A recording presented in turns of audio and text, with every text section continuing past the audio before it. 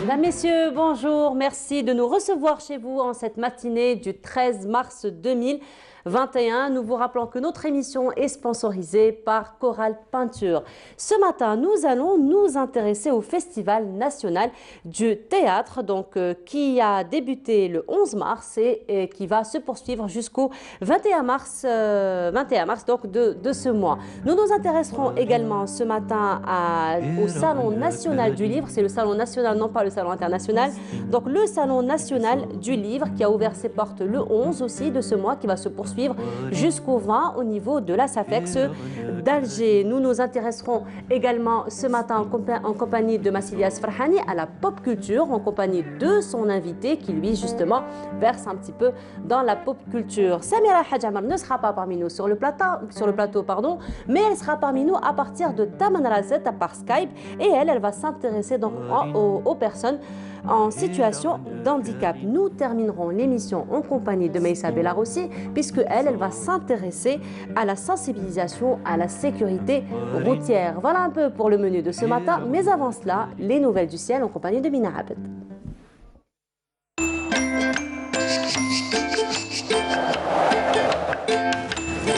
La météo vous est présentée par Mobilis. Mobilis, أينما كنتم. Bonjour Mina. Bonjour. Comment tu vas? Ça va. Et le café? Pas encore. Pas encore. C'est à quelle heure? C'est juste après. Juste après l'émission ou juste après non, juste après l'émission, non, ça sera pas possible. Je ne pourrais pas patienter, non. C'est trop demandé. Juste après le passage. Juste après le passage. On m'appelle, le café m'appelle. D'accord, tu penseras à en prendre deux? Peut-être. Peut-être encore? Je sais pas. Bon, deux, allez, ok. Allez, deux. Je ne vais pas partager ton café, mais c'est juste deux cafés. Oui, mais je sais pas c'est ça le truc. Je vais en prendre deux. Oui. Mais je garantis pas le voyage. D'accord. Bon, alors tu prendras un juste après la météo et le deuxième juste après l'émission. Au moins, on va garantir... On va garantir le deux cafés. Au moins. Mais sinon, Mina, hier, on avait une très belle journée. On a une très belle journée. Ça va continuer aujourd'hui? Ça va continuer. Ça va continuer. Sur le nord, sur le nord, mais faudra s'attendre à des pluies vers l'est. Vers l'est? Vers l'est, oui. D'accord, de toute façon, on en a besoin. On en a besoin. J'imagine que ce sont les agriculteurs qui seront contents d'avoir de la pluie durant cette période. En plus, il fait pas trop froid. Voilà. Donc ça reste quand même agréable. Ça reste quand même des températures printanières. Tout à fait. On ressent quand même le printemps qui arrive à grands pas. Exactement. Le 21 mars commence à arriver. Voilà, oui. Très bien. Un peu plus de détails, Mina? Oui. On y va. On y va. Bonjour à tous, excellent réveil. On commence ce bulletin avec cette carte vigilance des pluies toujours assez marquée vers la partie sud, notamment du côté d'Adarar, Tamanrasset ou encore Ilizi et Ouargla avec un cumul qui risque d'atteindre même parfois de dépasser les 30 mm. Le temps pour cet après-midi, de la brume, quelques nuages bas en cette début de matinée sur les régions nord et puis le ciel restera plutôt dégagé en journée, notamment à l'ouest et au centre. On notera des passages nuageux vers la partie est, des nuages accompagnés de pluie à partir de cet après-midi, des pluies également toujours sur les oasis, le Sahara oriental et un peu plus marqué du côté d'Ilizi, et puis de fréquents soulèvements de sable, notamment sur le Nord Sahara, les oasis du Sahara oriental et le Sahara central. Les températures de cet après-midi, elles restent agréables, avec sur la moitié nord 21 degrés à Oran, 23 degrés à Tlemcen, on notera 18 à Tiaret, 17 degrés à Annaba, ainsi qu'à Constantine, on notera 24 degrés à Gardaya, 26 à Hassim Saoud, 23 degrés à Ilizi, enfin 34 degrés, ça sera la maximale. Pour l'extrême sud, on passe tout de suite à l'état de la mer. Pour cet après-midi, on notera une mer peu agitée sur l'ensemble des régions côtières avec des vents entre 10 et 20 km/h vers la partie ouest, entre 20 et 30 km/h sur le centre et enfin entre 10 et 20 km/h vers la partie est. Place tout de suite à l'Europe. Pour aujourd'hui, au programme des nuages et des pluies assez marquées, notamment à Paris, Londres ou encore Berlin, un petit peu de neige à Moscou, des nuages à Kiev ainsi qu'à Istanbul et puis côté Mercure, on notera 18 degrés à Rome, 14 à Vienne, 9 degrés à Berlin, 13 à Istanbul, 8 à Kiev, 9 à Londres et enfin 11 degrés à Paris. Très bonne matinée et à tout à l'heure midi.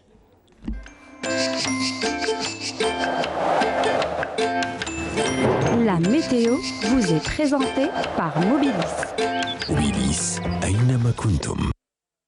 Donc, On continue à être gâté par le soleil, Mina. Tout à fait. C'est au bonheur des enfants finalement, hein, Oui, parce qu'ils c'est sont les pleins en vacances. vacances. Exactement. Voilà. Ils vont pour en profiter. Pour en profiter, C'est exactement. l'occasion. Exactement, donc pourquoi pas, d'autant plus que tous les espaces publics sont ouverts Exactement. donc, au grand public. Exactement. Voilà, merci beaucoup Mina. Merci. On te retrouvera tout à l'heure, donc après le journal télévisé du midi, celui de 19h aussi. Oui. Voilà, merci, on te Merci. souhaite une agréable journée. Bonne N'oublie pas journée. de me garder mon café de côté. Je vais essayer. S'il te plaît.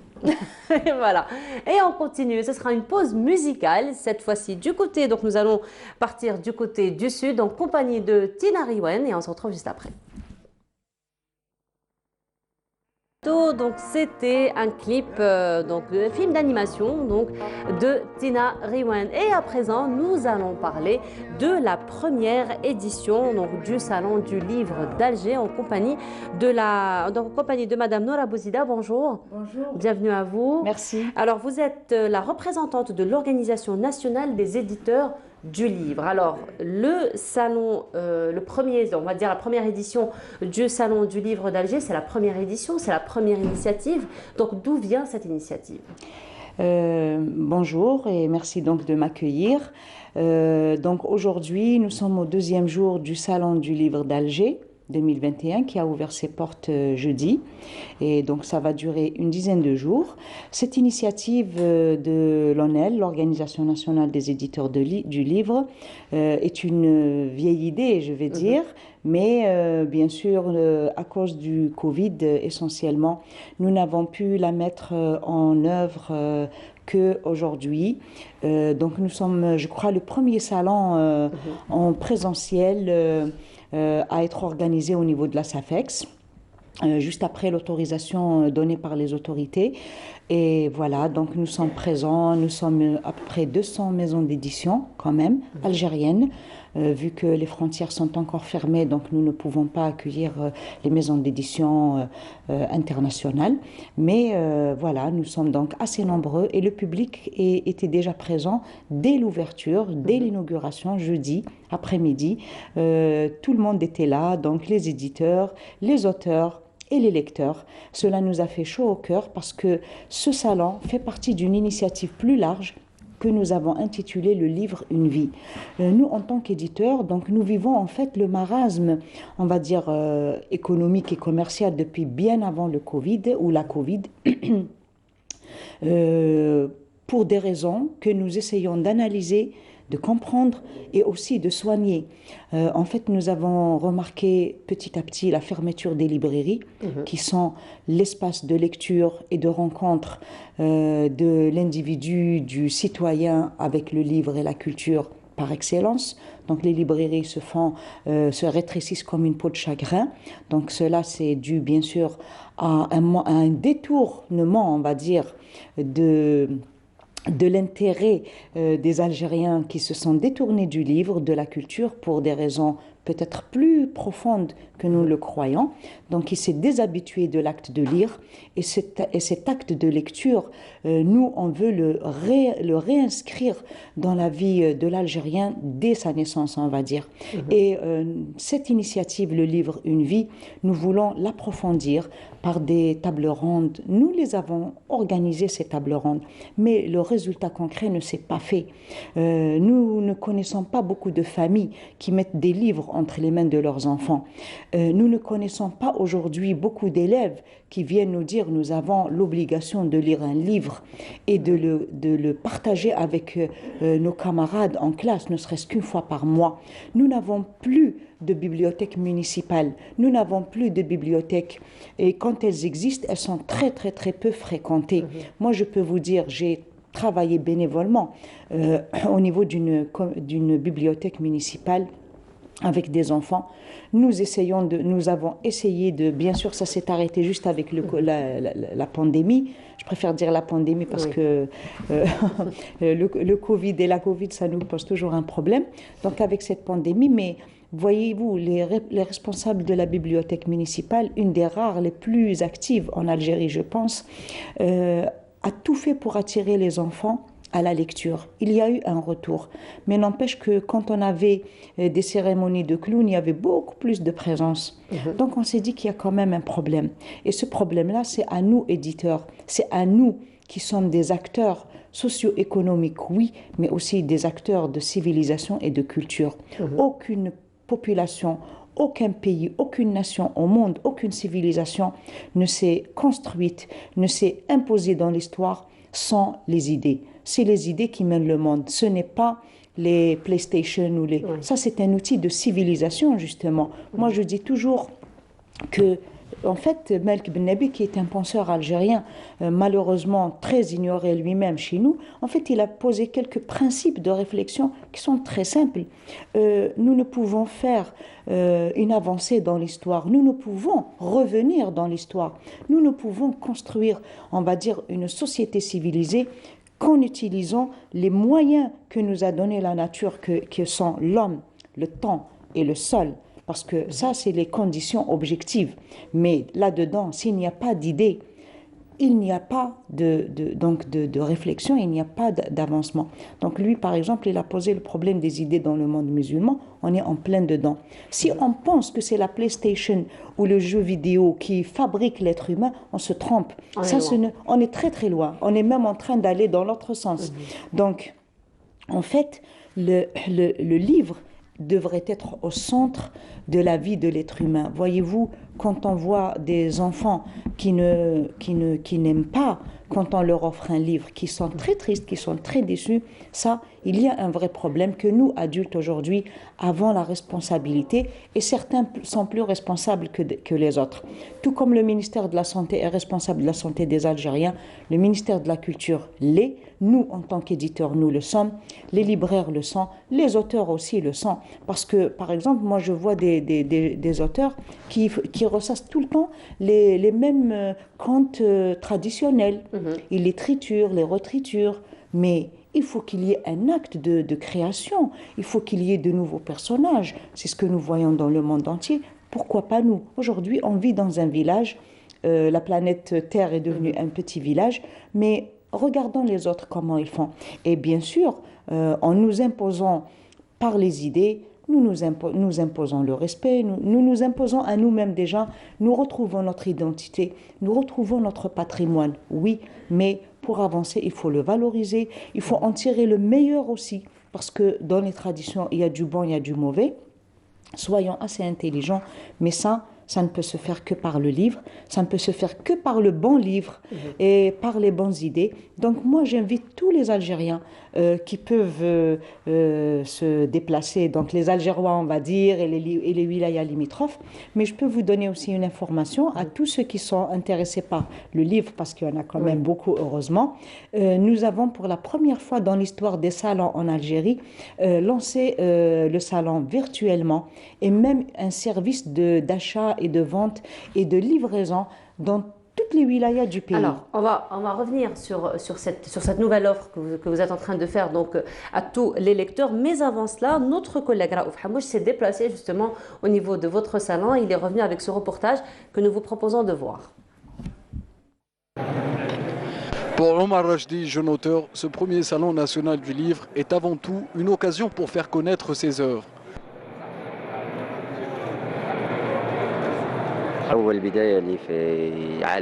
C'est la première fois que je participe au salon du livre. Dieu merci, tout s'est bien passé. Nous avons exposé plus de 26 titres traitant de différents sujets. Placé sous le thème « Un livre, une vie », l'organisation de cet événement littéraire intervient après plus d'une année de paralysie quasi totale en raison de la pandémie du coronavirus, ce qui a eu un effet désastreux sur le secteur du livre. En tant qu'organisateur, nous avons demandé aux éditeurs de participer à encourager la lecture en réduisant le prix des ouvrages en raison des difficultés financières que connaît aujourd'hui le citoyen. L'événement s'intitule Le livre est une vie et je trouve ça très, très important dans la mesure où dans le confinement, le livre et l'écrivain ne sont pas vraiment confinés, ils continuent à lire et à écrire. Donc c'est un événement, on le veut une fête du livre, parce que le livre, il va y avoir de très très bonnes réductions. On veut que le livre soit à la portée de tout le monde, que tout le monde puisse acquérir son livre aujourd'hui. Il y aura aussi d'autres salons du livre dans d'autres wilayas que le ministère va accompagner. Ce premier salon national du livre organisé à la SAFEX d'Alger aura pour objectif d'encourager la lecture, mais aussi de donner une chance aux nouvelles plumes de se faire connaître. Et voilà, encourager la lecture et donner donc une chance aux nouvelles plumes, c'est ce que nous avons vu à travers le reportage donc de Raouf Hamouche. Alors, Madame Bouzida, pour revenir un petit peu à votre événement, donc vous avez parlé beaucoup donc de réinitier un petit peu les Algériens, les enfants particulièrement, les adolescents aussi à la lecture. Quelles sont un petit peu vos, on va dire, votre stratégie ou votre démarche pour pouvoir réintéresser intéresser ou réintéresser donc les enfants et les adolescents à la lecture et les adultes aussi. Bien sûr, en fait les adultes, bon, ils ont quand même une offre assez importante, mais en fait ce n'est pas tellement l'offre qui manque, c'est l'habitude d'aller vraiment dans un espace de lecture et de prendre un livre, on va dire quotidiennement ou hebdomadairement ou prendre une revue. Vous voyez, dans notre paysage visuel comme ça, nous n'avons pas le livre. C'est ça qu'il faut faire d'abord. Ça, c'est notre stratégie, on va dire, parce qu'il y a un travail de communication à faire. Je veux renchérir un peu sur ce qu'a dit Madame la Ministre. Donc, elle a parlé de réduction. Oui, nous allons le faire pendant ce salon. Mais ce que nous souhaitons, et ça, c'est parmi les propositions que nous faisons à l'ONEL, au niveau des autorités, c'est en fait de toucher un petit peu, de réorganiser la réglementation liée au livre. Et nous voulons qu'il y ait quand même un support et une aide et un soutien aux livres, non pas à nous éditeurs. Nous, on s'est engagés, on n'est pas des gens qui faisons le commerce. Nous, bien sûr, il y a un coût, mais un peu comme pour la santé, la culture n'a pas de prix. Donc nous souhaiterions quand même avoir une TVA peut-être absente, elle est à 9% aujourd'hui, on voudrait bien que ce soit à 0%. Ça va aider à diminuer le prix du livre, même en dehors des salons, même en dehors des offres que peuvent faire les éditeurs. On souhaiterait aussi qu'il y ait tout un accompagnement, par exemple, pour que les libraires puissent survivre, qu'il y ait des achats qui soient faits. Vous savez, les bibliothèques municipales qui existent, elles doivent être dotées d'un budget conséquent pour aller s'achalander, on va dire, et mettre des livres, parce qu'il n'y a rien de plus triste que d'entrer dans une bibliothèque et de trouver des rayons vides. Ça crée une déprime mais totale et pourquoi reviendrait un élève de 14 ans ou de 15 ans dans un endroit qui est vide? Ça ne l'inspire pas, ça ne lui donne pas envie. Donc il faut quand même qu'on réfléchisse un petit peu à ça. Elle a parlé aussi de plusieurs salons qui vont se tenir dans les wilayas. Ça, c'était aussi notre initiative à l'ONEL. On l'avait proposé au ministère de la Culture, qu'il a accepté. Donc dès que les conditions vont être seront meilleures, nous partirons sur les routes. Donc ça va être, on va dire, un salon itinérant? Ça va être un salon itinérant sur 10 wilayas à peu près, plus ou moins au centre des régions, pour que les wilayas limitrophes puissent quand même se déplacer, y avoir accès et tout. Donc nous avons bien étudié cela et nous attendons vraiment le feu vert. Dès qu'on nous le donne, nous on est prêts, on est dans le starting block. Par contre, je voulais aussi dire que pendant ce salon, nous avons donné l'occasion à des jeunes auteurs, comme le monsieur que nous avons vu, des jeunes auteurs indépendants, à compte d'auteurs, des jeunes filles, des jeunes hommes. Nous leur avons offert des séances de vente dédicaces.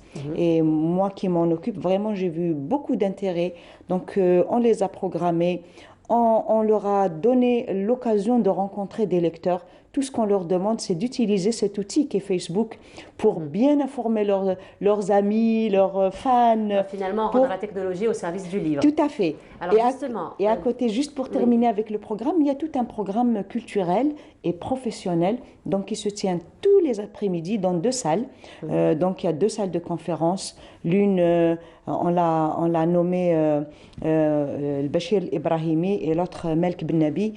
Donc pour que ces noms aussi soient de plus en plus... vous savez, on ne connaît pas Ben Badis par exemple, on connaît juste un vers de Ben Badis. Personne ne connaît la pensée de Ben Badis. Je pense qu'il est temps de la redécouvrir et de la réhabiliter vraiment, de la faire d'abord connaître.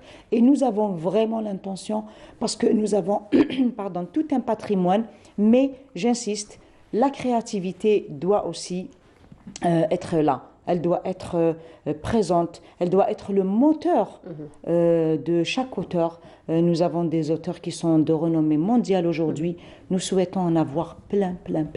Alors tout à l'heure, vous avez évoqué justement mettre la technologie au service du livre en offrant donc des ventes en ligne. Donc c'est possible de nous en parler très rapidement. Bien sûr, donc nous avons un partenaire du salon qui a mis le salon, tous les stands, tout le salon est en virtuel. Donc sur Internet. Et à côté, il a donc proposé cette offre de faire parvenir le livre à tous ceux qui le commanderaient en ligne. Le site Internet sur lequel on est le salon du livre d'Alger.com. Donc ils vont le trouver. Ils vont se régaler, on va dire, virtuellement. Certainement. Et voilà. Et nous espérons que ce mot qui est devenu à la mode, le confinement, moi, je pense que le livre a été confiné bien avant la pandémie et nous espérons que sa libération soit à perpète maintenant. Qu'il ne soit plus jamais prisonnier de nos difficultés financières, de nos difficultés économiques. L'État doit faire un effort, nous devons faire un effort, tous comme nous sommes, parce que franchement, je crois qu'une société, je le dis toujours partout où je vais, une société qui ne lit pas, on peut lui dire adieu. Alors, Madame Bouzida, nous allons terminer sur le ruban bleu que vous portez. Oui. Alors ça, c'est une cause de cœur, bien sûr. Donc, surtout que vous portez plusieurs casquettes, il faut le dire. Oui, juste 2, on va dire.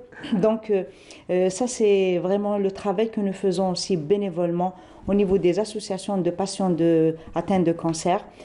Mars est le mois bleu, le mois mondial de lutte contre le cancer, les cancers colorectaux. L'association LMS-PMC est aujourd'hui à Adrar et à Timimoun et à Gardaya. On a des campagnes de sensibilisation qui se tiennent là-bas et des campagnes aussi de consultation avec des médecins bénévoles. Vraiment, nous remercions tout le monde et nous demandons aux Algériens de se faire bilanter chaque année à partir de 50 ans, ne pas oublier de faire son bilan, ne pas oublier de manger sainement et ne pas oublier de faire du sport, de marcher, de venir au salon du livre, par exemple, de déposer sa voiture un peu loin et de venir à pied.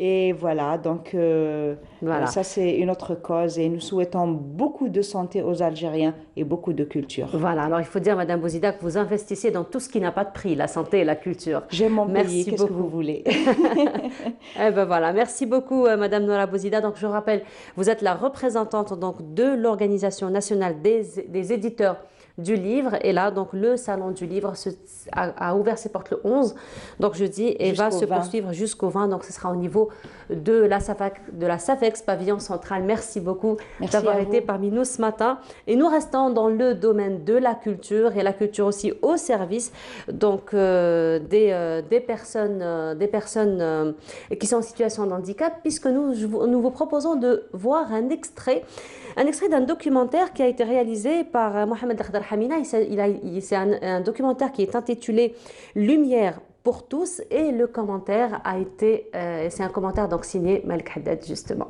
Voilà, donc on vous propose de voir cet extrait et on se retrouve juste après.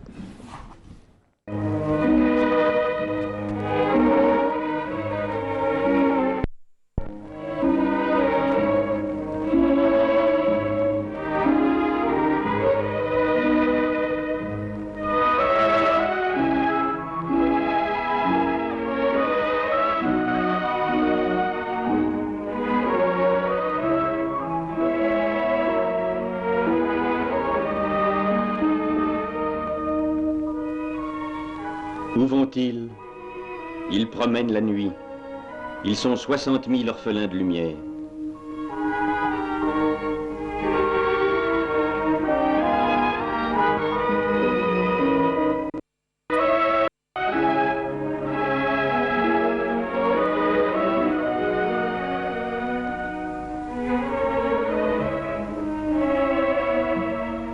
Ils traversent la rue comme on traverse la vie, sous la protection du hasard.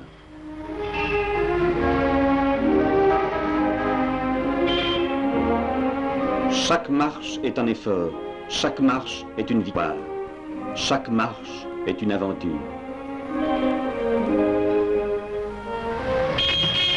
Il perce le hasard, il va dans le hasard, il franchit son audace.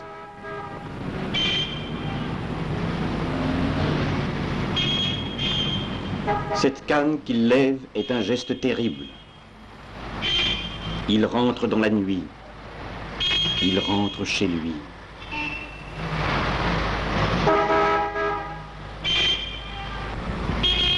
La réalité l'attend.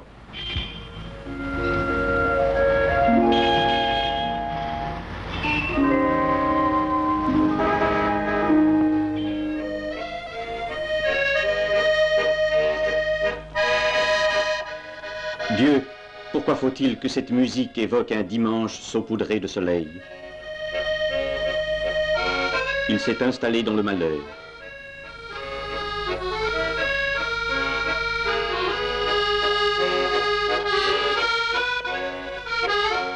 Cette valise, cette assiette, ces pièces de monnaie, le pauvre attirail de la nuit.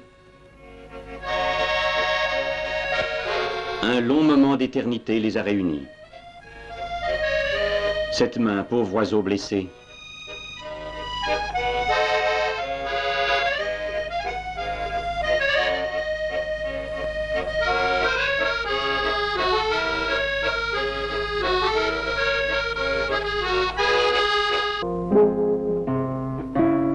Une jeunesse dit son optimisme.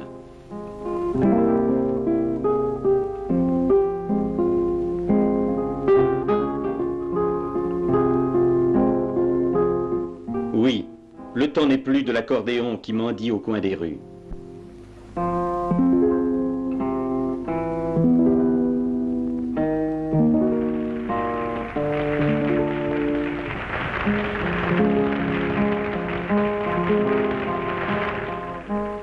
La patience et la foi cueillent les lauriers.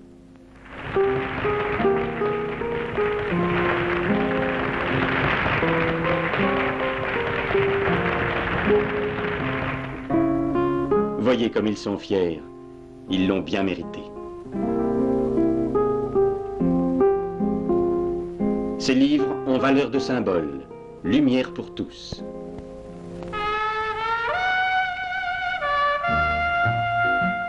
Où vont-ils? Désormais, ils savent où ils vont.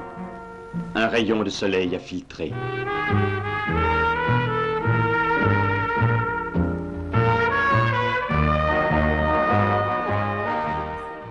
Eh ben voilà, nous parlions donc en compagnie de notre invité de cet extrait du documentaire donc, de Mohamed Lakhdar Hamina qui est intitulé Lumière pour tous. Le commentaire donc, a été lu par Malek Benabi et c'est à l'occasion donc, de la journée, Malek Haddad pardon, et c'est donc à l'occasion de la journée nationale des personnes en situation d'handicap. Et ce matin, donc, nous recevons notre invité, Rania Siroti, bonjour. Bonjour. Je ne sais pas comment vous présenter parce que vous n'êtes plus à présenter finalement. Si, quand même, on a toujours besoin de connaître les gens. Peut-être pour la nouvelle génération. Nouvelle génération, c'est vrai qu'il y a eu une longue rupture et puis par rapport aussi aux gens qui ne regardent plus aussi.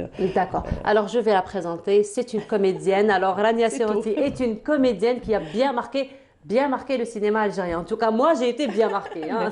C'est très subjectif, mais moi, j'ai été bien marquée. Vous êtes accompagnée ce matin de Kamel Yaïch. Bonjour. Bonjour. Vous êtes metteur en scène. Absolument. Marhaba. Alors, ce matin, nous allons donc nous intéresser au Festival national du théâtre professionnel et particulièrement donc à la pièce théâtrale Le Moineau. Mais avant de parler donc de cette pièce théâtrale, pendant que l'extrait était en train de passer, nous étions en train d'écouter donc Malek Haddad, la voix de Malek Haddad dans ce commentaire, et vous avez été marqué un petit peu par cette voix. En fait, désolée, mais j'avais confondu avec Malek Benabi. Vous avez dit Malek Benabi, donc j'ai pensé à d'accord. Vous avez pensé à Malek Benabi. Voilà, oui. Voilà, vous avez pensé à Malek Benabi. C'était de ma faute. Donc, non, c'est pas grave. Voilà, mais de toute façon, vous avez totalement raison. Ce que vous avez dit pendant que nous étions en train d'écouter l'extrait, que ce sont finalement des penseurs, des écrivains qui n'ont pas été assez mis en évidence. C'est surtout Malek Benabi qui était quand même, qui est un un grand homme de science et qui n'a jamais eu sa part, enfin, de la communication, quoi.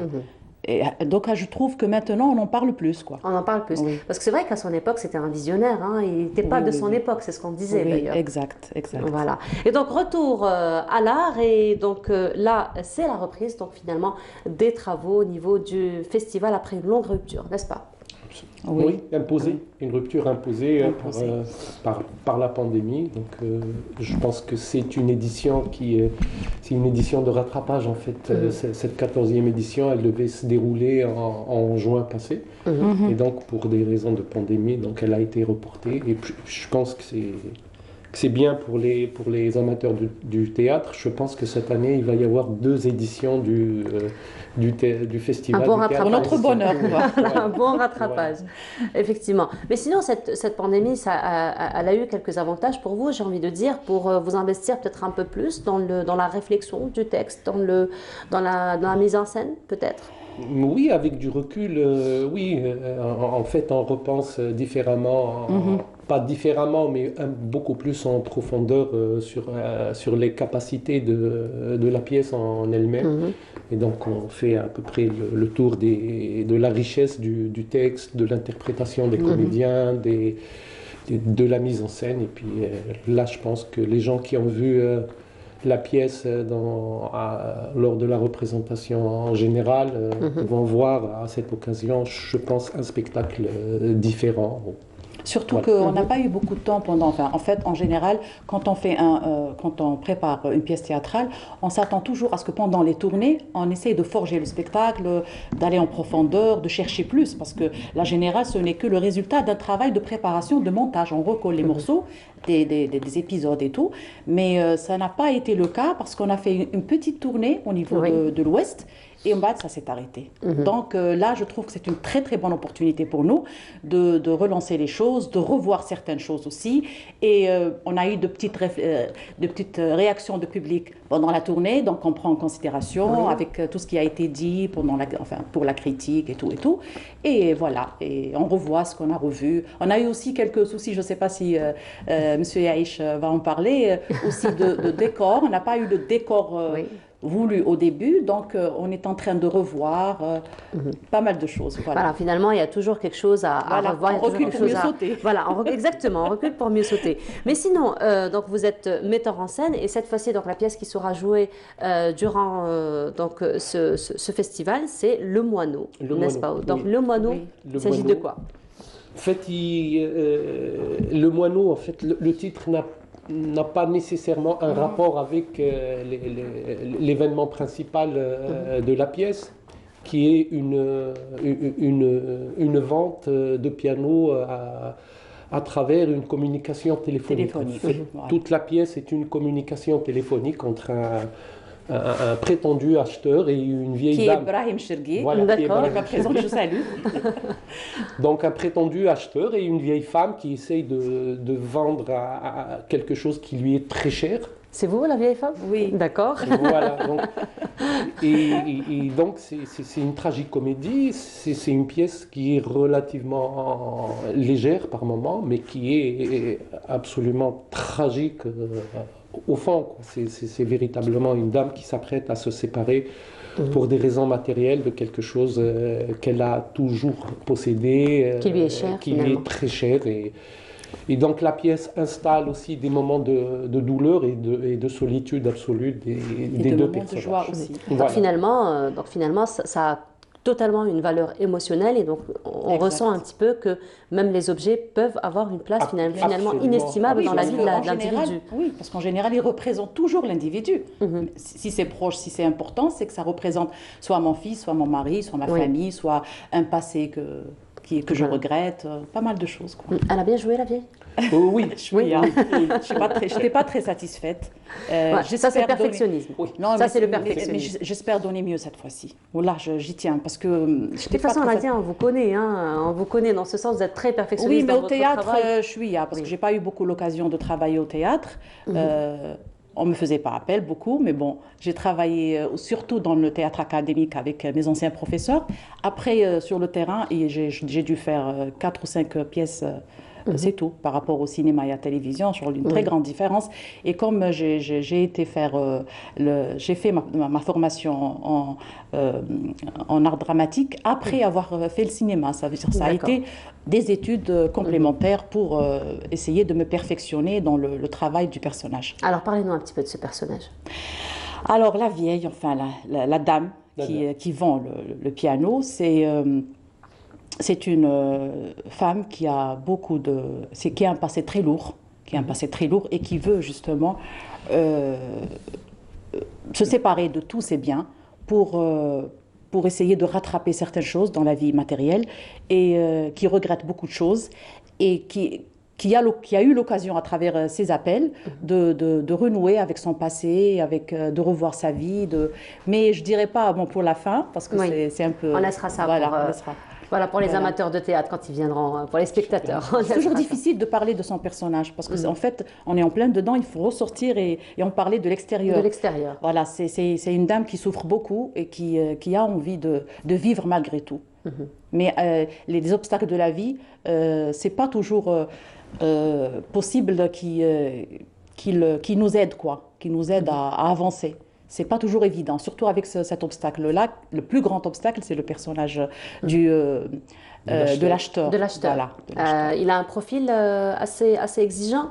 Assez exigeant, non. En fait, l'acheteur est une sorte d'acteur qui n'évolue pas. En fait, c'est une pièce sur le théâtre, sur les artistes, sur l'art du théâtre. En réalité, toute la pièce est un discours sur le théâtre. Et en fait, cet acteur, il passe sa vie à jouer des rôles comme ça, au téléphone. Il choisit des victimes au hasard, il les prend sur les annonces. Sur les annonces. Oui.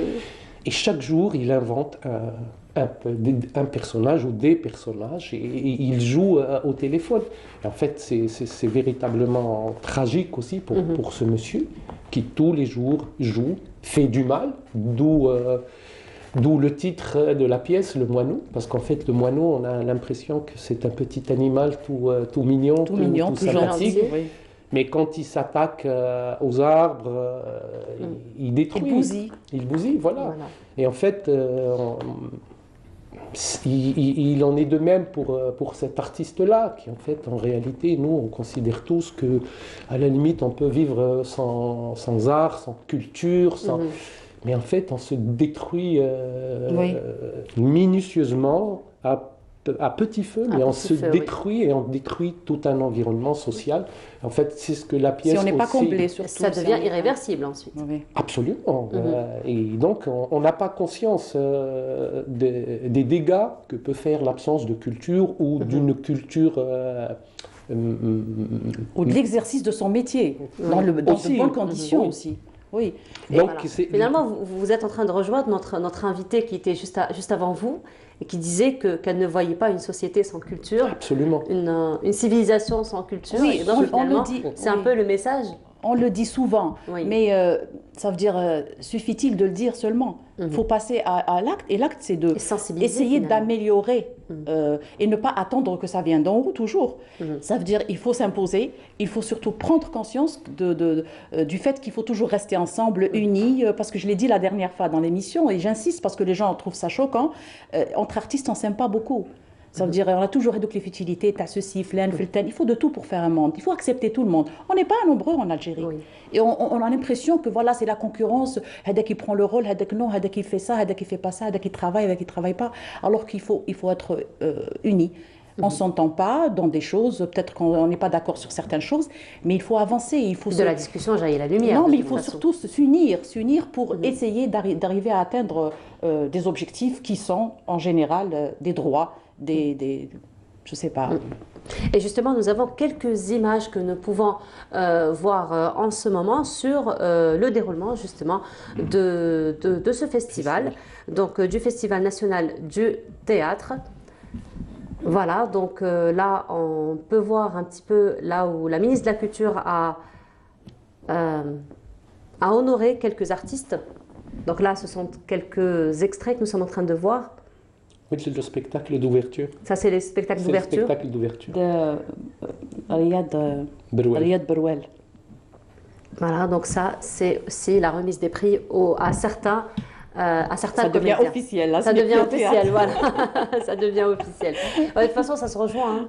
Ça se rejoint aussi, ça se rejoint. Mais sinon, c'est quand même, vous le dites, une histoire quand même assez dramatique, assez tragique. D'où vous est venue finalement l'idée d'écrire un texte pareil? En fait, je ne l'ai pas écrit, j'ai adapté. J'ai adapté une pièce hongroise d'un auteur, Ferenc Karinthy. D'accord. Et donc qui me semblait être absolument d'à propos pour ce qui se passe chez nous. Chez nous, C'est à la limite, ça donne une vision relativement sombre de la société et de l'art du théâtre en lui-même, parce qu'en fait, il est absolument nécessaire aujourd'hui déjà de commencer à balayer devant chez soi. Parce qu'en fait, si on a véritablement envie de produire quelque chose de nouveau, que chacun dans son secteur s'occupe d'abord de réformer son propre secteur,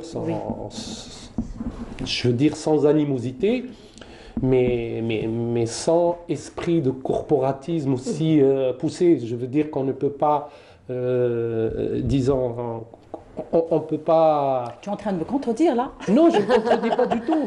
C'est paradoxal, c'est vrai que la situation est très paradoxale. Je dis que l'art, en fin de compte, est plus important que les artistes. On ne peut pas défendre les artistes aux dépens du théâtre. Défendant le théâtre et les artistes aussi auront leur part du lot. Voilà. Mais sinon, la pièce théâtrale, vous allez la jouer? Quand est-ce que...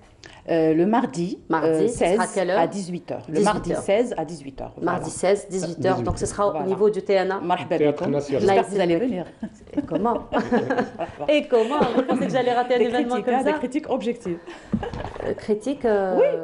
Le spectateur, c'est le meilleur critique. C'est vrai. Oui. C'est vrai, c'est ce qu'on dit, que les spectateurs, les téléspectateurs, ils regardent les choses avec le cœur. C'est pour ça qu'ils sont plus sensibles finalement à ce qui se passe. Voilà. Merci beaucoup d'avoir été parmi nous ce matin. Merci à vous de nous recevoir. Beau succès. Merci. Vraiment, on vous souhaite un très beau succès. Donc, ce sera mardi, on rappelle, 18h au TNA. Inch'Allah. Voilà. Donc, je rappelle, Rania Selouti, vous êtes comédienne, vous étiez parmi nous ce matin. Kamali Aïch, metteur en scène, merci beaucoup d'avoir été parmi nous ce matin. Et on continue notre émission. Cette fois-ci, ce sera un spectacle. Encore une fois, donc nous allons rester toujours dans le domaine de l'art et des spectacles. Ce sera un spectacle de danse folklorique donc, qui s'est déroulé à l'Opéra d'Alger jeudi soir et je vous propose de le voir dans ce reportage et on se retrouve juste après. Du Madih Soufi au Diwan en passant par la musique Tergui, une dizaine de troupes féminines ont enchanté le public de l'Opéra d'Alger.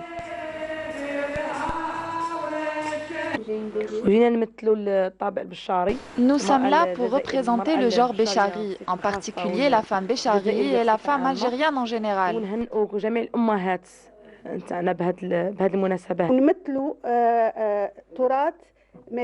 Nous sommes là pour faire connaître au public la culture et le patrimoine de la wilaya de Annaba, ses tenues traditionnelles et sa musique du Madih Soufi, Shawq Ouled Makhlouf.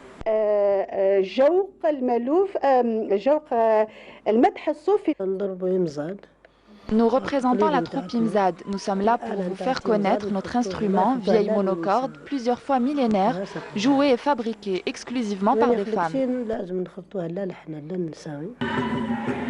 Cette fresque musicale a permis aux troupes de mettre en avant la richesse et la diversité d'une partie du patrimoine musical algérien.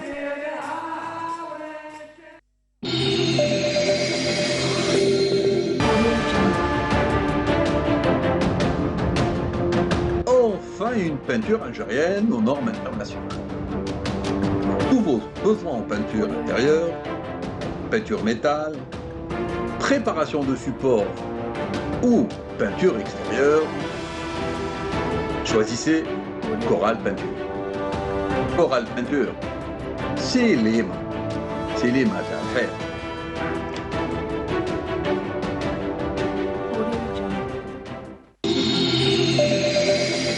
Et voilà, de retour sur le plateau. Et Massilias nous rejoint. Massilias, bonjour. Bonjour. Comment vas-tu, Massilias? Ça va très bien. Alhamdulillah. Massilias, aujourd'hui, tu vas t'intéresser à la pop culture. Oui. Et tu n'es pas seule. Oui, aujourd'hui, donc j'ai ramené un invité qui va un petit peu m'aider à expliquer ce que c'est que l'une des plus grandes branches de la pop culture, qui est la musique. Donc c'est Aoudiat Ryan. Donc bonjour. Bonjour oui. Ryan. Bonjour. Ryan, tu es content d'être parmi nous ce matin? Bien sûr. Bien sûr. Évident. Nous aussi, on est content que tu sois parmi nous. Merci. Donc Ryan, il a le même âge que moi, il a 13 ans. Donc est-ce que tu peux un petit peu te présenter, l'école où tu travailles et tes plus grandes passions? Alors, je m'appelle Ryan Aoudiat, j'ai 13 ans, je suis en 3e AN à l'école Ijdigen de Tizi Ouzou. Ma plus grande passion, je dirais, c'est la musique, mais bien sûr, il y a le travail avant tout. Voilà, on connaît les priorités, hein, n'est-ce pas? Donc, Vous êtes dans la même école, Massilias? Non, on n'est pas dans la même école. Il faut savoir déjà, donc, la pop culture, c'est une branche de la culture générale. Donc pop culture, c'est l'abréviation de culture populaire. Donc ça regroupe un petit peu toutes les passions que peuvent avoir des personnes, donc que ce soit le cinéma, que ce soit les livres, tout genre de livres, comme les bandes dessinées d'ailleurs. Mais donc l'une des plus grandes branches, comme on l'a dit aujourd'hui, c'est la musique. Je vais poser un petit peu des questions à Ryan pour qu'il nous explique un petit peu le programme de musique qu'il suit, donc au niveau de la direction, au niveau La maison de la culture. La maison de la culture, merci, j'ai oublié le mot. Donc je vais te poser la première question. Est-ce que tu peux nous parler des cours de musique que tu suis à la maison de la culture? Alors, les cours que je suis, c'est un cours par semaine, le vendredi. C'est divisé en 3 groupes. Débutant, intermédiaire, avancé. Et voilà, donc c'est à peu près tout. Donc je vais te poser l'autre question. Qu'est-ce que tu as appris de la méthode enseignée, le solfège? Oui. Ce que j'ai appris de la méthode enseignée, c'est... Ça peut être utilisé partout, le solfège. Que ce soit dans la musique, parce qu'en fait, dans le solfège, il y a, on peut dire, même des maths. Il y a tout, si je peux dire ça. D'accord. Est-ce que tu peux me dire depuis combien de temps tu pratiques de la musique? Depuis que j'ai 9-10 ans. D'accord, donc ça fait à peu près 4 ans. 4 ans. Oui, d'accord. Est-ce qu'à l'école tu as des cours de musique? J'en avais, mais à cause du Covid, Ils ont annulé les cours? Exactement. D'accord. Pourquoi tu préfères la guitare aux autres instruments? En tout cas, pourquoi tu fais de la guitare? Est-ce que cet instrument, il compte pour toi? C'est ton instrument préféré? Je préfère la guitare simplement parce que c'est plus traditionnel par rapport aux autres instruments. Oui. Comme le piano, d'autres trucs. Et durant les vacances, comment se déroulent les cours? Exactement comme quand il n'y a pas de vacances. Donc c'est pas différent, selon s'il y a des vacances ou pas. Exactement. Est-ce que... est-ce que la musique, elle t'aide à bien travailler à l'école? Est-ce que ça, on peut dire, ça développe un petit peu tes connaissances? On peut dire ça, parce que en fait, la musique, c'est tout simplement un moyen de couper entre l'école, de couper du travail, en fait. Ça permet de se reposer, de trouver un espace de relaxation. D'accord. Donc c'est la définition de la pop culture. Ça permet un petit peu de développer les passions de chacun. Juste si tu permets, oui, Massilias, un petit instant. Sur ton sweatshirt, Ryan, je suis en train de lire Metallica. Oui. Alors Metallica, c'est un groupe métal. D'accord, c'est un groupe métal. Moi, je me rappelle, il a marqué quand même ma génération. Donc moi, quand j'étais petite, ça vous marque vous aussi cette musique? Tu aimes bien Metallica aussi? Oui. Nirvana, AC/DC et le reste. Donc finalement, tu t'inscris aussi dans des musiques de génération quand même assez ancienne. Oui, mais voilà. C'est ça. Genre, donc finalement, ce sont des légendes. Hein. Exactement, mais si on regarde que la musique moderne, on va pas apprécier la musique comme elle doit être appréciée. D'accord. Ah ben voilà. Donc est-ce que tu joues d'autres instruments de musique? Je joue un peu du piano, et en plus, en parallèle à la guitare, je compose un petit peu chez moi. Sur ordinateur. Donc tu fais tes propres musiques, oui. Ah, c'est très bien. Et qu'est-ce que tu conseillerais aux enfants de ton âge qui aiment la musique ou qui ont des passions et qui essayent de les développer? De s'y mettre, mais sérieusement. S'ils s'y mettent comme des feignants, ils vont pas réussir. Bah, s'ils sont feignants, ils ne vont même pas s'y mettre finalement. Oui. Donc, comme on a dit, la pop culture, c'est donc la culture populaire, elle s'est développée plus dans les années 80-90, avec la sortie de plusieurs films cultes, même aujourd'hui, et aussi donc, dans les années 2000 et dans les années, même les années 90, avec la sortie des premières séries qui ont fait les séries mondiales, on va dire, qui ont fait un succès mondial. Donc, on peut dire que la pop culture, ça aide un petit peu à s'évader, donc en dehors de la culture générale. Et ça permet aussi à plusieurs métiers d'être créés, donc comme réalisateur, donc réalisateur de films, des acteurs. Donc sans la pop culture, s'il y a des personnes qui s'intéressent à ça, il y a plusieurs métiers qui risquent de disparaître. Et la main-d'œuvre, on va dire, va un petit peu chuter. Alors peut-être Ryan, tu vas nous jouer un petit morceau? Oui, alors le morceau c'est Teltiem de l'armée de Ethem Gillette. Alors.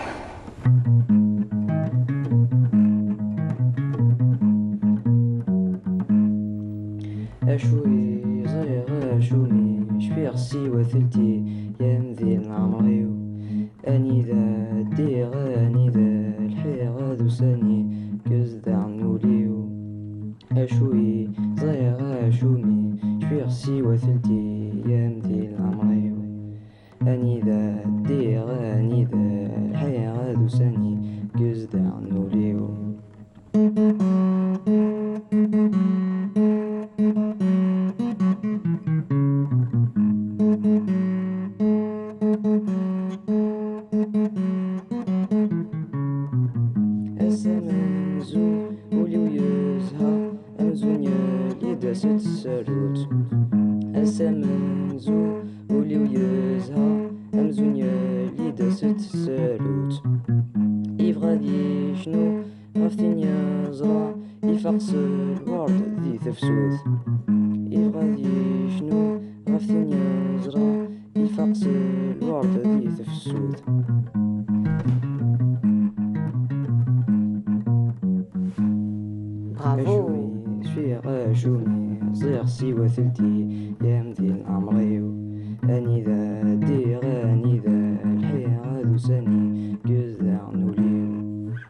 Bravo Ryan, merci. Bravo, vraiment merci. Magnifique. Merci. Donc quel est ton genre musical préféré?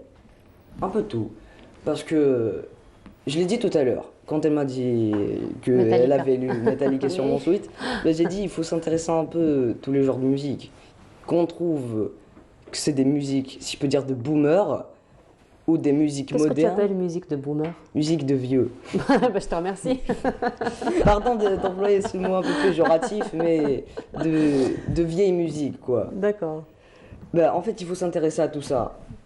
Si, je l'ai dit, si tu t'intéresses pas aux vieilles musiques, tu vas jamais apprécier les musiques modernes. Et si tu t'intéresses aux musiques modernes, tu vas jamais apprécier les vieilles musiques. Il faut s'intéresser à tout, quoi. Okay. Donc, comme j'ai dit tout à l'heure, la pop culture et surtout la musique d'ailleurs, ça a permis la création de plusieurs métiers déjà, et la création aussi d'un, on va dire,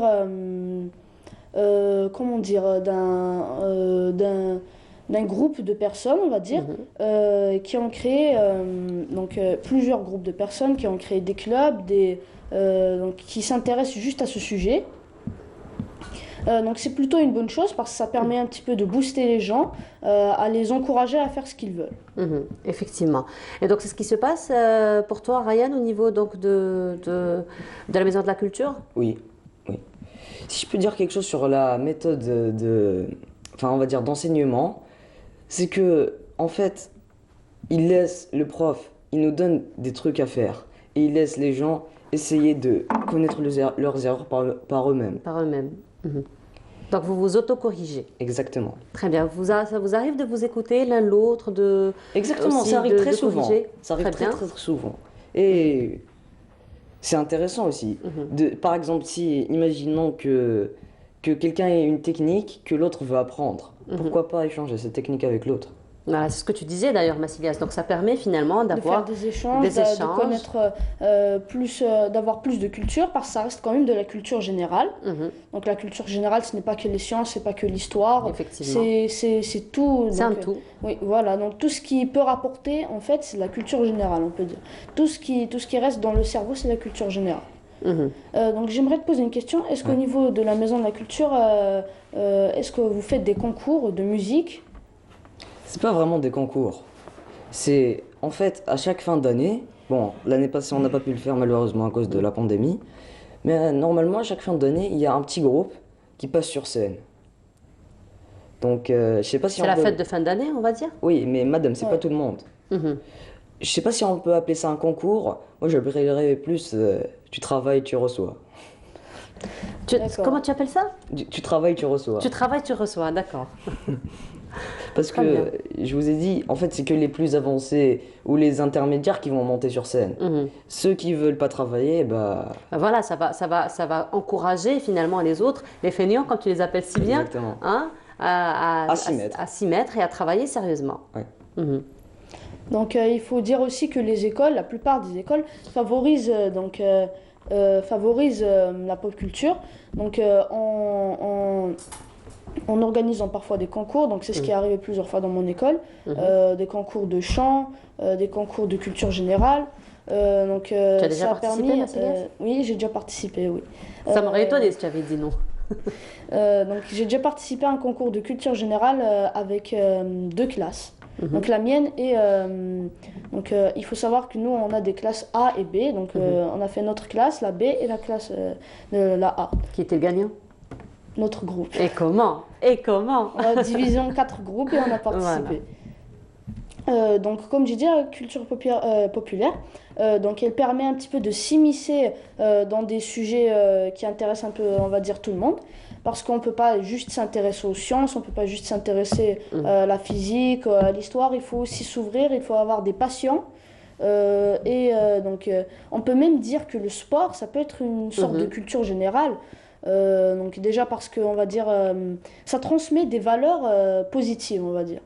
Donc ça permet, donc, comme j'ai dit plusieurs fois, de s'évader et de se reposer en parallèle au travail. Donc ça a permis à beaucoup de gens de gagner leur vie aussi, comme les sportifs, les compositeurs et les producteurs, et de créer de nouveaux métiers.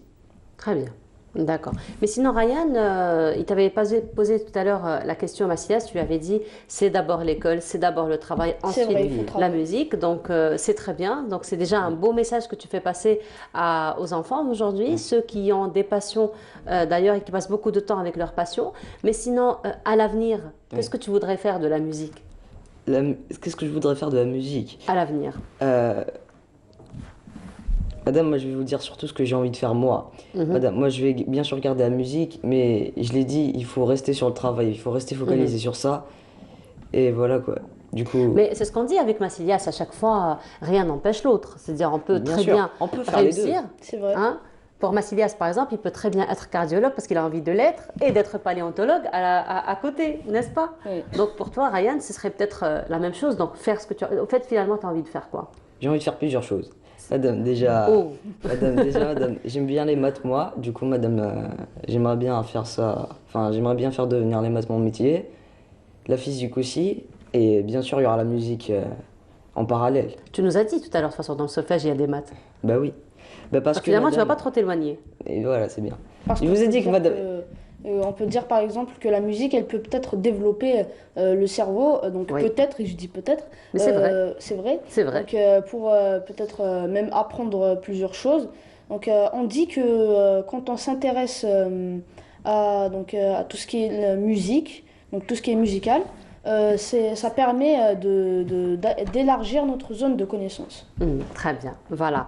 Merci beaucoup d'avoir été parmi nous ce matin. Merci. On te souhaite beaucoup de succès, Ryan, dans tout ce que tu vas entreprendre et pour la musique aussi, sans oublier que le travail passe avant la musique. Oui, bien sûr, voilà. bien sûr. Massilias, sinon il y a un événement qui se prépare prochainement. Oui. Donc au niveau du musée central du parc national de Djurdjura. Donc ce sera un concours entre 11 élèves de l'université de Tizi Ouzou et 11 élèves de l'université de Bouéla.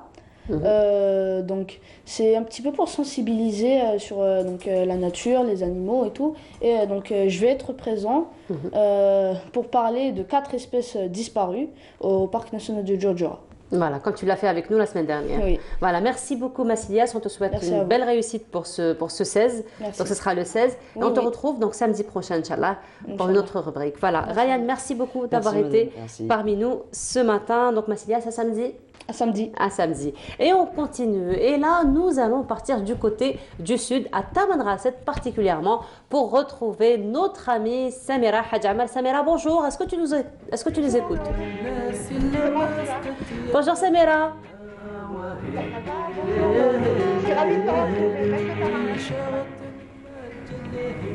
Samira, est-ce que tu nous entends? On te voit, mais on ne t'entend pas. Alors, il y a peut-être un problème de son. Samira, on te voit, mais on ne t'entend pas par contre.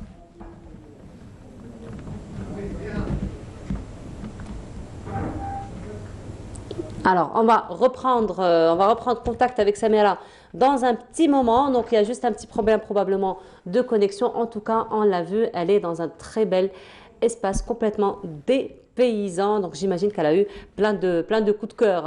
Elle qui a à chaque fois des coups de cœur. Samira, est-ce que tu nous entends?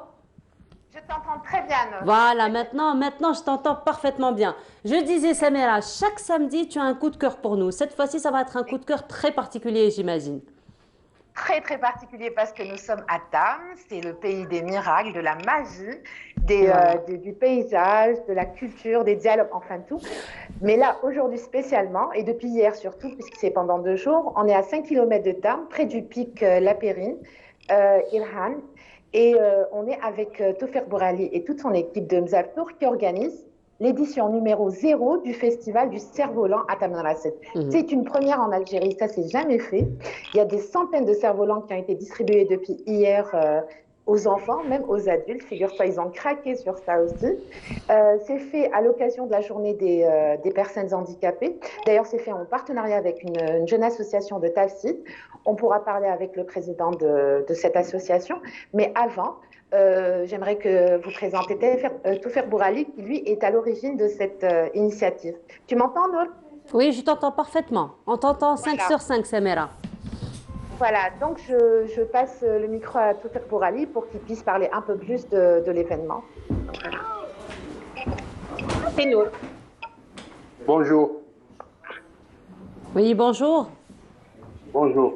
Comment allez-vous? Ça va, je vous remercie. Alors, apparemment, l'événement, donc le premier événement, a fait plaisir à beaucoup de personnes.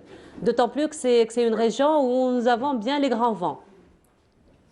Oui, justement, on a du vent, surtout pour le mois de mars. C'était prévu même avant ça, c'était octobre.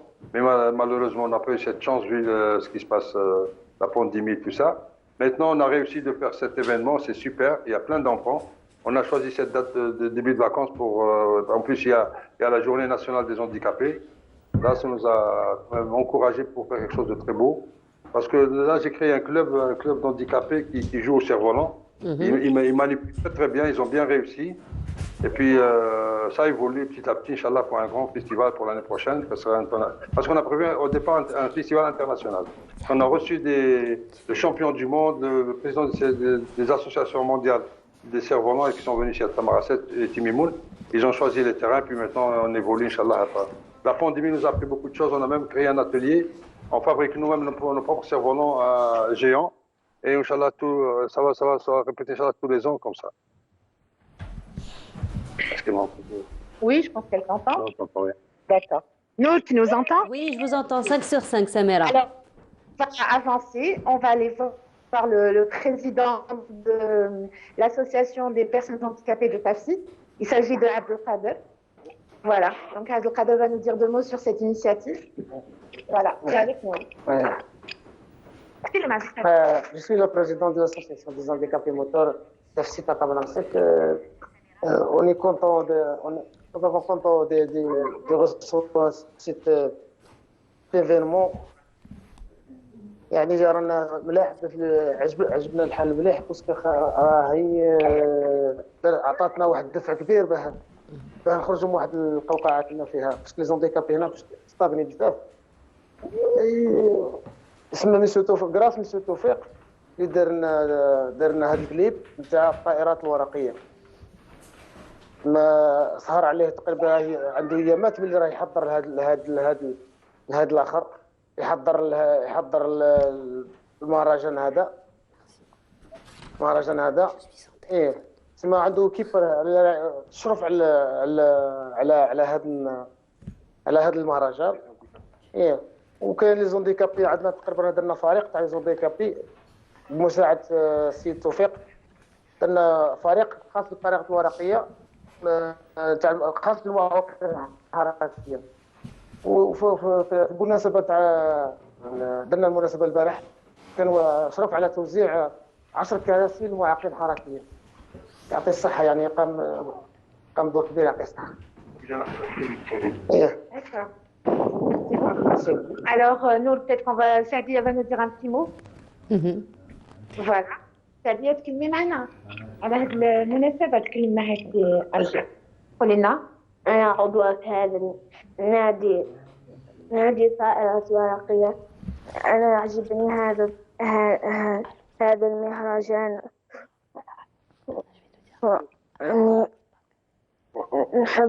نبغيه ياسر ونشكر عمي توفيق على هذه المبادرة اللي قام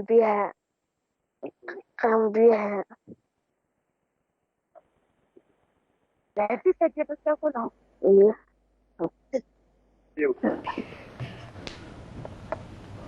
Voilà, donc ce sont de très belles images que nous sommes en train de voir.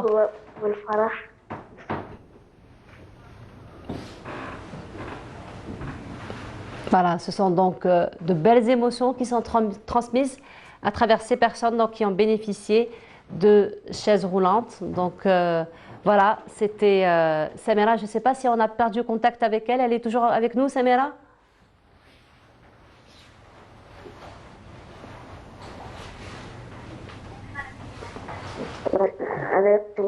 أنا غدا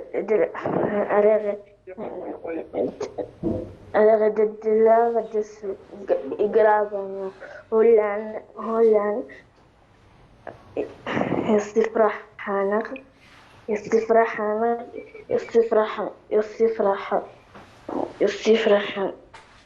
أدنتنا ناري هولان.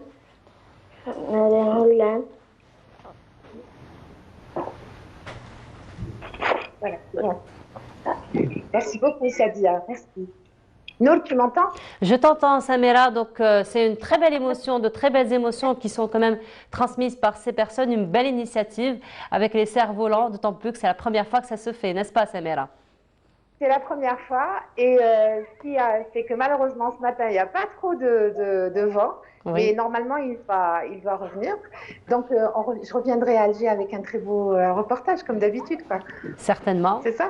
Avec un très beau coup de cœur, Samira, avec un très beau coup de cœur, comme à chaque fois. Merci beaucoup, Nour. Voilà, de toute façon, Samira, à la fin de l'émission, nous allons revenir sur certaines images que tu nous as envoyées d'ailleurs, sur toutes ces initiatives, effectivement. Samira, merci beaucoup. Et on te dit, profite bien. Et ben voilà, une très mignonne qui est avec toi, très mignonne petite fille qui est avec toi. Allez, coucou. Voilà, un petit coucou à la petite fille. Samira, merci beaucoup. On te retrouvera donc samedi prochain sur notre plateau où tu vas encore prolonger un petit peu ton séjour. Voilà, peut-être que je vais montrer un peu le décor. Vas-y, rapidement. Oui, vas-y. Voilà. Le pic de la Périne qu'on voit au fond, il y a la Khelma, il va y avoir de la musique, il va y avoir d'ailleurs Badilella qui va venir bientôt tout à l'heure pour faire un petit concert de Tindi. On a les jeunes qui essayent de faire du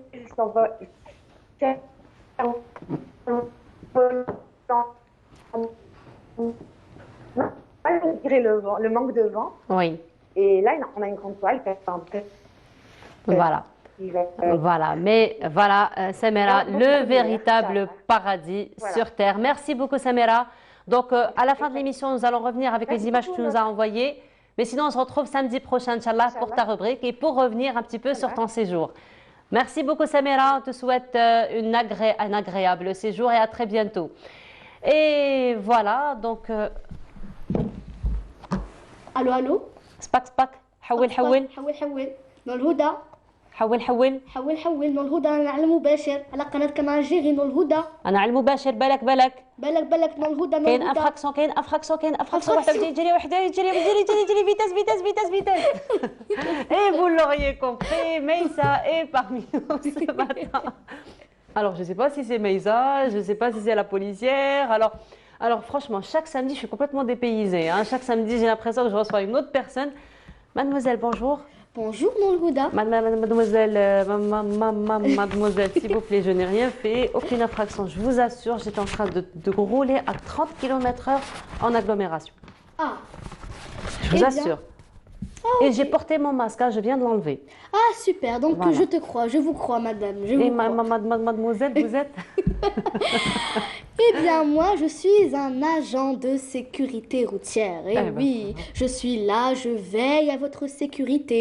Je suis là tous les jours à vous surveiller. Si vous traversez bien le passage piéton, si vous mettez vos masques, etc. Si vous faites la vitesse. La vitesse, surtout. Si vous faites des coups de poisson comme ça. Voilà, oui. Bah voilà, il faut faire très attention. Très attention. Meissa, comment vas-tu? Ça va très bien, merci. Alors Meissa, aujourd'hui tu vas nous parler d'un sujet mais qui est extrêmement important. Oui. Donc nous avons marqué aujourd'hui justement la journée nationale des personnes en situation de handicap. Oui. Alors il faut dire que plusieurs personnes, un pourcentage important des handicapés sont issus justement des accidents de la route. En effet. Voilà. Oui. Et aujourd'hui tu viens nous parler de la sensibilisation à la sécurité routière. En effet, voilà. Et avec donc, de belles affiches d'ailleurs. De belles affiches. Que tu as faites à la maison? Oui, à la avec maison. Maman? Oui, avec Sonia, maman. on ne saura pas assez te remercier, Sonia. Donc voilà, juste après on en parlera un peu plus. Voilà. Il faut savoir que de nombreuses personnes, de nombreux élèves, qui prennent seuls le chemin de l'école. Bon après Oui. c'est une façon, donc c'est l'occasion pour eux de découvrir le monde et de se responsabiliser. Sauf que la route représente un danger potentiel pour vos enfants et la meilleure prévention à prendre est de leur enseigner les bons réflexes sur la route et bien sûr ainsi que les bases de la sécurité routière. Voilà donc pour qu'ils deviennent des piétons et des cyclistes prudents et surtout circuler en toute sécurité. Eh bien, il est aussi prouvé que les enfants qui reçoivent une éducation routière, non seulement ils seront moins exposés au risque d'avoir un accident, mais aussi, ils deviendront des conducteurs responsables et des passagers adultes et prévoyants. Donc, tu sais, mais ça, je te jure oui. que tu es en train de parler. Je sais que c'est très intéressant ce que tu es en train Oui. de dire, mais je suis en train de penser à un truc. Tu sais, le sifflet là qui est juste dans ta veste, il marche? Bien sûr qu'il marche. Eh bien, regarde, je vais te faire une petite démonstration. Il marche plus que bien. Plus que bien, oui, effectivement. C'est ça que ça me rappelle mon enfance, ça. Oui. Ouais. On en trouve? On en trouve? On en trouve? Eh bien, alors moi, je remercie. Parce que je sais que l'Aïd, par exemple, Oui. quand on était petit, Oui. le jour de l'Aïd Sghir généralement, Oui. et on vendait plein de jouets, et parmi les jouets, c'était les sifflets. Eh bien, exactement. Voilà, et donc là, en le regardant... ça te fait rappeler ça me des fait souvenirs. rappeler, oui, voilà. Mais ça me fait rappeler aussi les policiers, hein, parce Oui, qu'ils utilisent les toujours, hein. policiers C'est pas des jouets, hein. En effet, Et oui. c'est pas des jouets. Justement, on m'en a prêté un juste ce matin. Eh ben Et voilà. donc je les remercie. Très bien. Eh ben, eux qui veillent justement à la sécurité oui. du citoyen, des enfants Oui. en particulier. Mais ça, tu parlais quand même d'un concept qui est très intéressant et très Oui. important, surtout, c'est l'éducation routière. En effet, Alors, en voilà. quoi consiste l'éducation routière? Eh bien, l'éducation routière ne consiste pas uniquement à apprendre à vos enfants les règles de la traversée de la chaussée, ainsi que la signification des principaux panneaux. C'est aussi l'apprentissage de plusieurs valeurs telles que le respect, la responsabilité, mais aussi le partage de de l'espace, etc. Le respect, on peut l'apprendre par exemple lorsque la circulation et tout. Souvent, lorsqu'on est dans la voiture, on voit souvent des disputes dans les voitures à cause de la circulation et tout, alors que non, il faut se respecter. Donc ça nous apprend le respect, la responsabilité. Lorsqu'un enfant part tout seul à l'école, il doit connaître toutes ces règles et aussi bien sûr le partage de l'espace. C'est normal. Il faut savoir que cet espace n'est pas seulement que pour nous, mais il y a plein de personnes qui sont avec nous et qu'il faut les respecter. Alors, la première chose généralement qu'on apprend aux enfants, surtout les enfants qui partent seuls à l'école, c'est comment traverser la route. C'est vraiment la première chose qu'on apprend aux enfants. Alors, en comment effet, on traverse la absolument, route? oui. Donc, traverser la route, c'est un moment, souvent un moment critique pour les petits. Évaluer la vitesse des véhicules, ne pas se précipiter, ni se laisser distraire, font partie des apprentissages que chaque enfant doit connaître. Donc, c'est le rôle des parents de sensibiliser leurs enfants à connaître toutes ces règles et donc en leur montrant que des bonnes habitudes, des bonnes attitudes à adopter, bien sûr, en commençant par montrer l'exemple. Donc, je vais m'adresser maintenant aux jeunes téléspectateurs qui nous regardent aujourd'hui. Donc, je vais vous donner quelques règles pour traverser en toute sécurité. Alors, écoutez-moi bien, j'ai besoin de votre attention, s'il vous plaît. On est toutes oui. Ah oui, votre attention. Là, c'est bon. Oui, c'est J'ai une bonne posture? Très bonne posture même. Voilà, donc il faut toujours traverser sur les passages réservés aux piétons. Voilà, donc, et lorsque le personnage est vert. Alors, je vais vous montrer quelques photos. Donc, quand le personnage tue... Voilà. Là, c'est un enfant qui va traverser donc sur le passage piéton. C'est un quiz que tu vas faire, Maïssa? Pardon? C'est un quiz que tu vas faire? Non, pas un quiz. Ah, d'accord. Donc, c'est juste, il faut voir que les bonhommes, donc il faut juste traverser lorsque le bonhomme, le personnage, soit vert. Voilà, Regarde. on voit ici d'ailleurs. Oui, voilà, donc vert et rouge. Lorsqu'il est rouge, l'enfant ou la personne qui s'apprête à traverser doit s'arrêter. Alors que lorsqu'il est vert, on peut traverser en toute sécurité. Voilà, donc aussi, il faut prendre le temps de regarder à gauche. Voilà, vous regardez bien mon geste, à gauche, à droite, pour voir s'il n'y a pas de voiture. Et bien sûr, on regarde devant pour voir le petit bonhomme, s'il est vert. Et encore à gauche, voilà, je vous explique, pour traverser. Voilà, il faut prendre toutes ces précautions avant de traverser. Ensuite, il ne faut pas courir ni jouer au ballon au bord de la route, surtout, voilà. C'est vrai qu'on en voit beaucoup, de ce genre de scène. Hein. En effet, oui, voilà. Et j'ai justement une petite information à rajouter.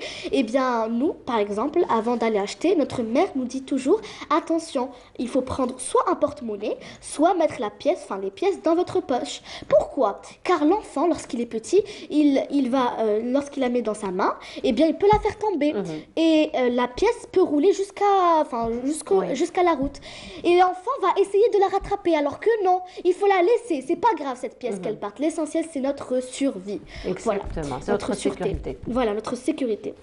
Ensuite, donc, il ne faut pas marcher au bord du trottoir, surtout. Voilà, être prudent aussi, donc aux endroits où les voitures peuvent passer donc sur le trottoir, comme les sorties de garage et les parkings. Ne jamais traverser devant le bus ou entre deux voitures, ni à la sortie d'un garage. En hiver ou le soir, portez des vêtements réfléchissants pour vous repérer.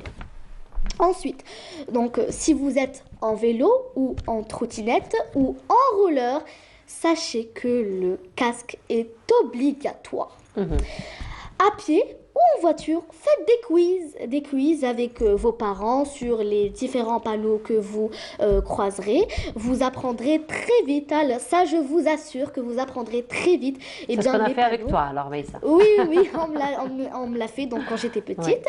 Vous apprendrez très vite, voilà, les bases de la sécurité routière, de la route, du code de la route, ainsi que vous pouvez les apprendre, que vous pouvez appliquer plus tard. Alors, en parlant de panneaux, je vous ai ramené quelques-uns.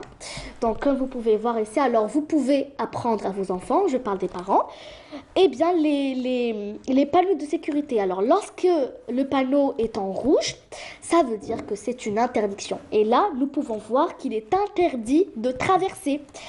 Alors que lorsqu'il est bleu, voilà, comme tu peux le voir, comme vous pouvez le voir, bleu, ça veut dire que c'est une obligation. On est obligé de traverser. Voilà, donc pour les panneaux. Alors, je voulais dire quelque chose sur les feux. Voilà, en effet, donc je vais vous montrer. Alors, voilà les petits... voilà, tu peux les montrer. Voilà les petits personnages. Et alors, une petite remarque. Eh bien, regardez, donc les bonhommes est égal à un feu. Voilà.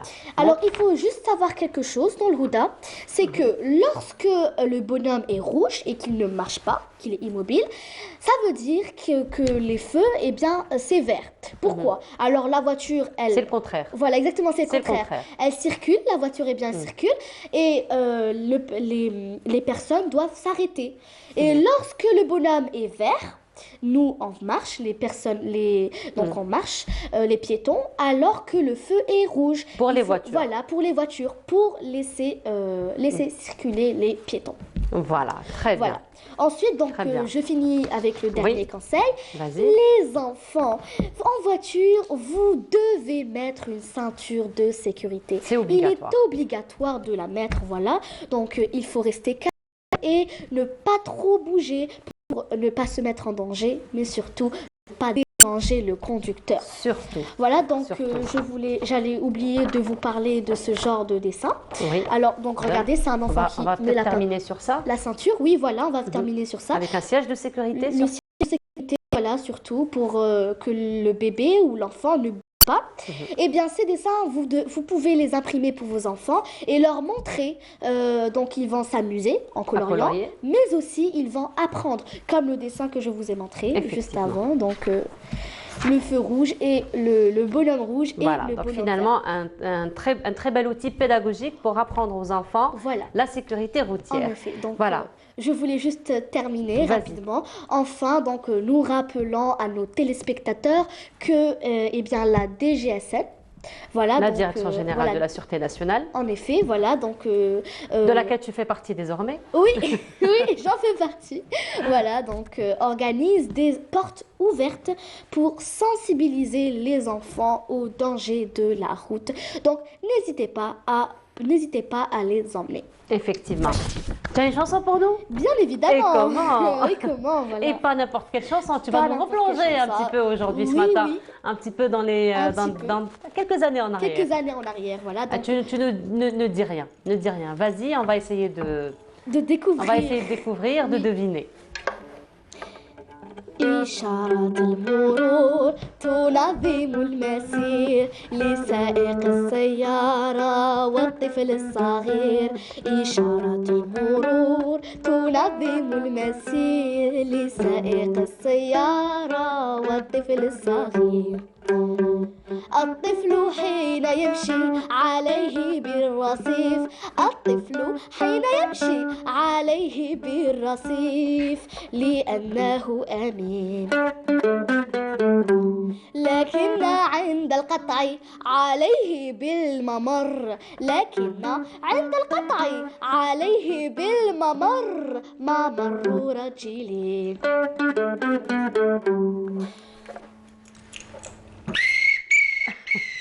تتوقف السيارة لتنتظر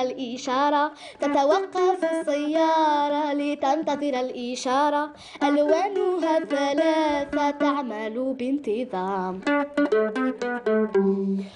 فالأحمر للتوقف والأصفر للتحذير فالأحمر للتوقف والأصفر للتحذير والأخضر يدعوك تفضل بسلام والأخضر يدعوك تفضل بسلام تفضلوا سالمين في ممر الراجلين.